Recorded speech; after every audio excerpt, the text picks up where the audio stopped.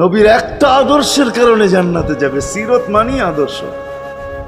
আর এটা আমরা কদমে কদমে মুহতাজ।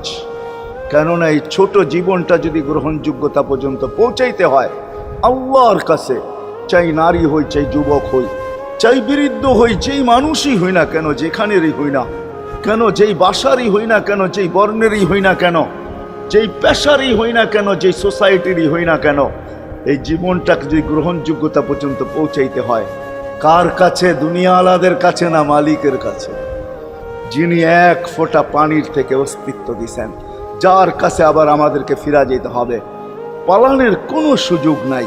এই জন্যই কোরআন আমাদেরকে বোঝায় আইনাল মাফার। আল্লাহ বলতেছে কোথায় ভাগবে তুমি, বলো কোথায় ভাগবে? কবির কথাই সত্য, যদিও নাকি পালাও তুমি আকাশেতে লাগিয়ে সিঁড়ি, সিঁড়ি লাগাও যদি